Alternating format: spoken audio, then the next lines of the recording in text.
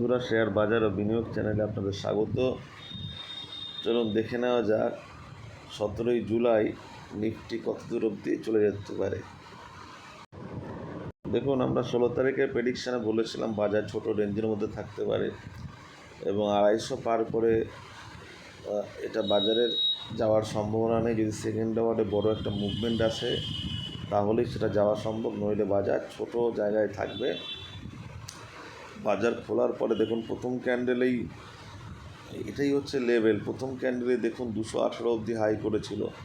215 থেকে 50-এর যে লেভেলটা আছে সেখান থেকে ধাক্কা খেয়ে নিচে প্রথম ক্যান্ডেলে নিচে নেমে এসে 150-এ গেছে। তারপরে দেখুন অনেকক্ষণ 150 আর তার নিচে 120 এই লেভেলের মধ্যেই রয়ে গেছে। ফার্স্ট ক্যান্ডেল যেটা বানিয়েছিল সেটাকে প্রায় ভাঙেনি। 127 ফার্স্ট ক্যান্ডেলের লো ছিল আর গেছে 121, মানে ফার্স্ট ক্যান্ডেলকেই প্রায় ঘিরে নিয়ে সারাদিন বাজার ছিল। তারপরে দেখুন এই 150-এর উপর যখন একটা ক্যান্ডেল বন্ধ হলো তারপরে মুভমেন্ট দিয়ে একেবারে 250 অবধি গেছে।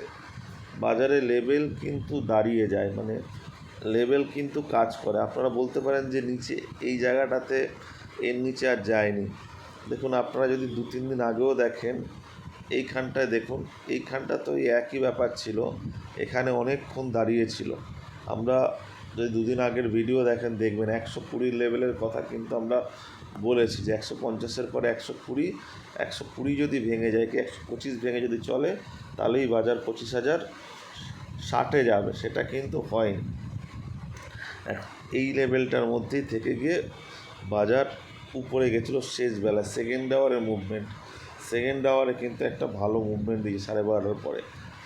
আজকে কি হতে পারে? আজকেও কিন্তু বাজার উপরে যাওয়ার একটা সম্ভাবনা আছে। কেন আছে?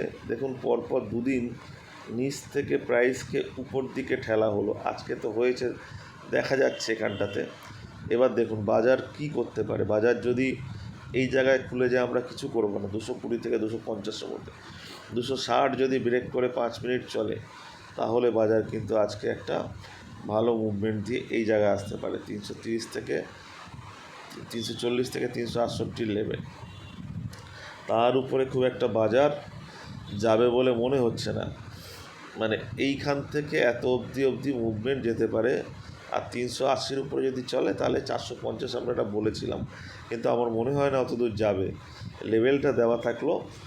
আর যদি বাজার দেখেন এখানে আটকে গেল, মানে উপরে গেল কিন্তু এই সব জায়গায় আটকে গিয়ে রেড ক্যান্ডেল বানাচ্ছে, তাহলে বিক্রি হবে। বিক্রি হলে আবার এটা এখানে চলে আসতে পারে 250 অবধি। আর যদি বাজার এই সব লেভেলে কোথাও খুলে গিয়ে যদি 150 ভাঙে, 150 ভাঙলে তো হবে না, 120 যদি ভাঙে তাহলেই কিন্তু বাজার আবার 25,060-এর কাছাকাছি যেতে পারে। কিন্তু তার নিচে আমি বাজারকে আর দেখছি না, কারণ বাজার বারবার করে উপর দিকে যাচ্ছে, মানে কনসোলিডেট করছে কিন্তু নিচ থেকে গিয়ে আবার প্রাইসটা উপর দিকে যাচ্ছে। এটা একটা ভালো সিগন্যাল। আমরা এই দেখুন ডে ক্যান্ডেলে দেখুন, তাহলে বুঝতে পারবেন। 3টে ক্যান্ডেলে বাজার নিচে নামলো, নিচে নেমে এই যে ক্যান্ডেলটা করলো একটা হ্যামার হলো, হ্যামারের পরে 2টো গ্রিন ক্যান্ডেল বানিয়েছে। এটা কিন্তু ভালো লক্ষণ। এরপরে ফার্দার কনফার্মেশনের জন্য 250-এর উপরে যদি যায়, দেখুন এত অবধি যাচ্ছেই, মানে 330, 35, 40 এত অবধি চলে যাবে। আমরা 1 আওয়ার ক্যান্ডেলে দেখি। 1 আওয়ার ক্যান্ডেলে অনেক কথা বলে, আপনারা একটু ফলো করার চেষ্টা করবেন, এগুলোকে দেখার চেষ্টা করবেন।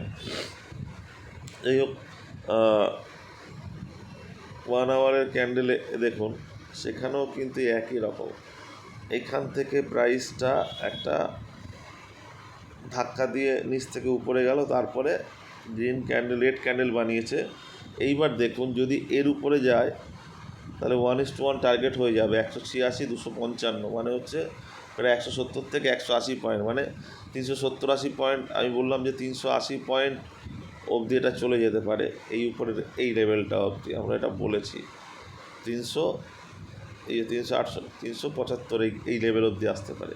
আর নিচে এটা যদি ভাঙে তাহলে হচ্ছে 1:1 যদি টার্গেট হয় তাহলেও প্রায় 186 থেকে এই অবধি আসতে পারে 60 অবধি আসতে পারে, কিন্তু নিচের দিকে আসার সম্ভাবনা আমার মতে কম। যদি এখানে যদি 1 ঘন্টার একটা রেড ক্যান্ডেল এখানে যদি গ্রিন ক্যান্ডেল বানিয়ে দেয় এরপরে, তাহলে কিন্তু বাজার উপরের দিকে আবার দৌড়াবে তার উপরে গেলে। মানে এখানে রেড ক্যান্ডেল বানাতে বানাতে গেছে দুটো, এখানে একটা গ্রিন ক্যান্ডেল বানালো এবং তার উপরে চলতে আরম্ভ করলো, তাহলে কিন্তু একটা ফাস্ট মুভমেন্ট আমরা দেখতে পাবো। ঠিক আছে, দেখা যাক আজকে কী হয়।